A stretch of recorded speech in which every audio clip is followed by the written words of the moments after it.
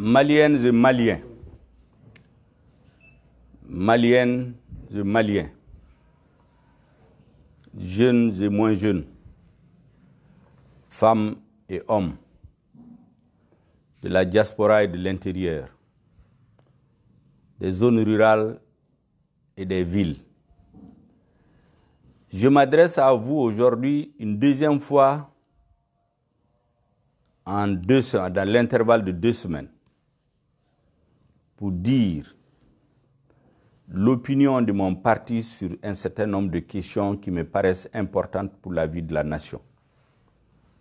La première question dont je voulais vous entretenir est la violation de la Constitution par le gouvernement en place. L'article 70 de notre Constitution impose au chef du gouvernement de présenter un programme de gouvernement ou une déclaration de politique générale devant les députés dès sa nomination. Mais voilà que depuis 1 an, notre gouvernement, le chef du gouvernement a refusé de présenter une déclaration de politique générale devant les députés. Malgré tout, les Maliens ont entendu ici, au moment des préparatifs du dialogue national, le même chef du gouvernement venir dire aux Maliens, prendre l'engagement qu'il présentera une déclaration de politique générale dès la fin du dialogue, après avoir y intégré les résolutions du dialogue. Depuis décembre, nous sommes au 6e mois maintenant. Rien n'est fait.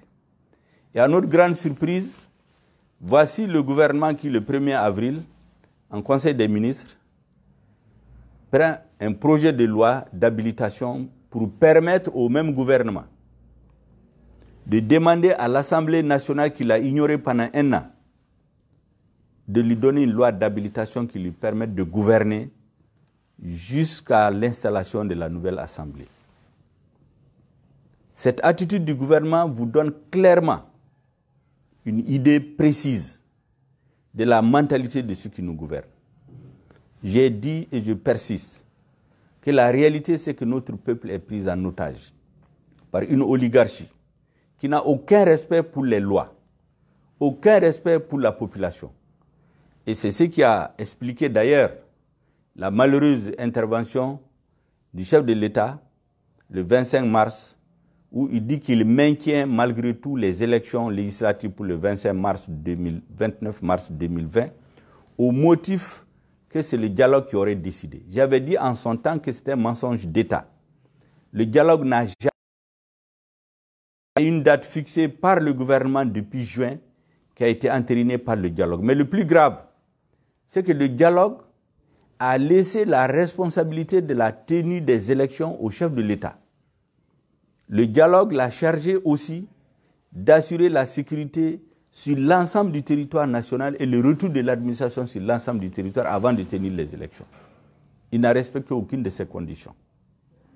Et donc venir dire que c'est le dialogue qui a imposé la tenue des élections, malgré le coronavirus, j'ai dit et je le répète, c'est un mensonge d'État qui n'est pas acceptable.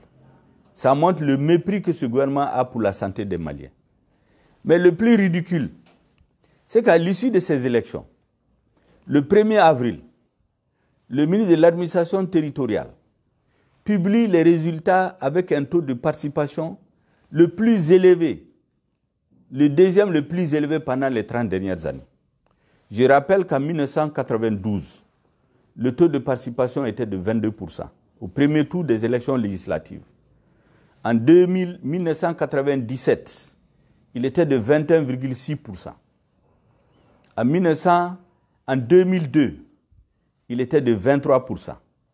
En 2007, il était de 33%. Pendant toute cette période, le Mali était en paix. Et voilà qu'aujourd'hui, pendant que le pays est divisé, pendant que les 2/3 c'est leurs alliés, pendant que les populations meurent à travers les assassinats massifs, pendant que les militaires meurent tous les jours, faute de support aérien, faute de vecteurs aériens pour tenir face aux terroristes, pendant que les populations vivent dans la misère, on vient nous dire que le taux de participation est de 35,7. Autrement dit, depuis 30 ans, c'est le taux le plus élevé, à part celui de 2013.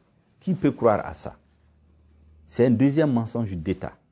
La vérité, c'est que le bourrage des urnes a fonctionné en plein régime. La corruption a atteint des proportions jamais égalées dans notre pays. Une partie des agents de l'administration s'en est donné à cœur joie en vendant les bulletins de vote à des candidats, des bulletins prévotés pour bourrer les urnes au vu et au su d'un certain nombre d'agents indélicats. C'est ce qui explique cette situation. Et c'est pourquoi je dis que les résultats de ces élections sont une injure pour notre peuple, pour le bon sens, pour l'ensemble des amis du Mali.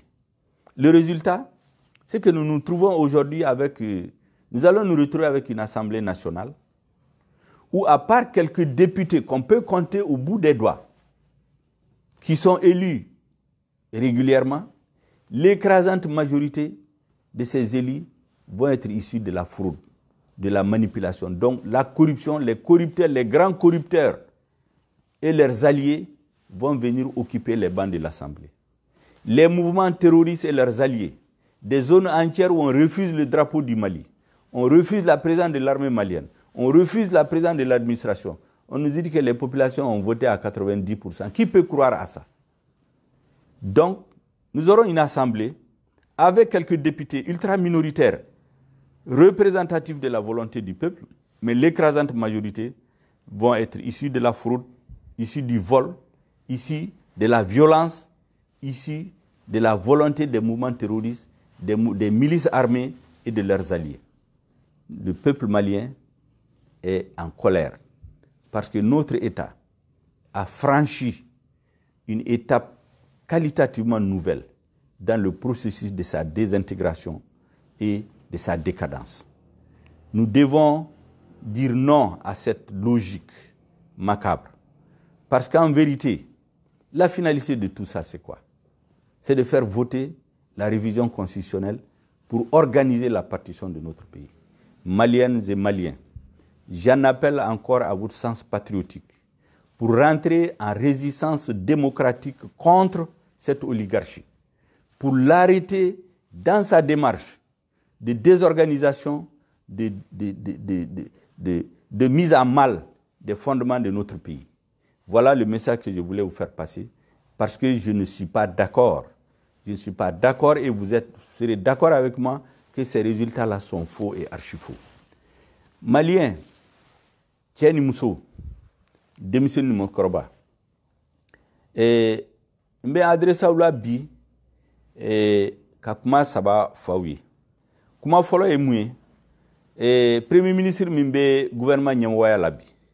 Aya do Mali constitution aka article 70 ko ni premier ministre sigira domina. Sharia ya wajibaka akata déclaration de politique générale au programme de gouvernement présenté à l'Assemblée là. Ni député ya Maria Dama otuma aka premier ministre ya sinsina odo. Abe sankelembo mimbe Mali gouvernement nyamwaya la ama déclaration politique générale chique. Donc ni sharia ladje gouvernement be ka baraka te sharia la fiu a bora sharia kono be ya don na hakli bala ou be dialogue convoqué domina premier ministre na ni sigi malion benyana ka fokale ma déclaration de politique générale présentée kale be ya fa ni malion ma mais ni dialogue banadron ni dialogue et décision minute abo le servir au-delà ka aka déclaration de politique générale avec kalo worobo sisa kalo nani ou bien kalo duru foi make donc ou be barake shar ou te sharia kono ou ye bara wo barake ate sharia la au gouvernement kele na nisigi conseil des ministres là avril kalo fla kalo folo ka fo kube sharia kurata kata ya mariam ni député ou fait député ou te député minu jatere député yala ko député ka ya maria duma uluka seka jamana mara ni ordonnance c'est-à-dire min kadu yo bo de seben ka fo jamana be mara ni ndeka au gouvernement ate barke Mali nafaka mawo ne a fo shen chama o de kama ko sisa Mali kera ina fo lemuru mogo dama dama o de bu sagoke ute sharia jate ou te malien ka intérêt jate min ka di bodeke ne o de foko le Mali est pris en otage par une oligarchie qui fait ce qu'elle veut, qui viole la loi comme elle veut, qui en impose aux Maliens comme elle veut. Je ne suis pas d'accord. Mon parti n'est pas d'accord. Imper masama bi, imper masama kunu, imper masama sini. Jamana kamara ni chokola. Kuma flana e mouye, jamana tigi ko akwenye kuma dofo le 25 mars. Kwa le wajibilendo ke élection organisée 29 mars là. Hali ni coronavirus be. Ko parce que dialogue de a imposé akuna. Nya fo mbesigaka tiente. Dialogue e mifo, dialogue e recommandation de ke. O kare dialogue e hakilina de yurula ukanga barake kogomina. Mais dialogue ya décision et dialogue ya abla ale de boloka. Ale de kanga décision ta dialogue ma sebe quoi obligé lendo. Ule re kunyiba aka sebe ko président obligé lendo. Ou ya sebe ko c'est le président, c'est de la responsabilité du président ale de datim fixe. Donc kana fuko dialogue de yake ya fo mbesega kokune tiente. Et puis comme ya fo corrélé, hal ni dialogue ku ya décision ta. Est-ce que dialogue be bando mina mogo ko coronavirus ko kuma be sena akunte sena mogo mi dialogue ka hali ni marasisa ni faranyon ka kiningali ku futenake donc ute mogo bonya et danaya dialogue mogo mi participer à dialogue la we dana mitaka da gouvernement ka gouvernement ya ma ka malion janfa nga kuma sabana yimuye uye élection minke élection législative ko nié mogo keme wo kemeta mogo sara mogo hake min votera oye bi saba ni duru niko mais ne jatemine ke kabini 1992 élection beke ntara statistique akulaje et 1992 mogo keme wo keme 22% mogo mugani fla de votera 1997 mogo keme wo keme mogo mugani kelen votera 2002 mogo keme o keme mogo mugani saba de votera 2007 mogo keme o keme ko mogo bi saba ni saba de votera abese kana fo chogo di sisa kelebe jamana kono mogo be kasa dongodo sodasu be kasa mogo chamamberi kandi refugee la ube na fo sisa ko mogo keme o keme ko bi saba ni duru de votera beba donc o galondi donc galon ube fa ke jamana mara galonka président be kuma mi fo mi te tien galondo gouvernement be ni sigisi sa ka fo ko malien togola ku ba fo malien we ko vote min kera 29 mars ko mogo keme wo keme ko mogo bi sabani duru votera ka soro de 92 fo sisa abe mogo keme mugani fla na chaira mogo bi saba we galon fla nayi jamana se ka mara galonka abe galontike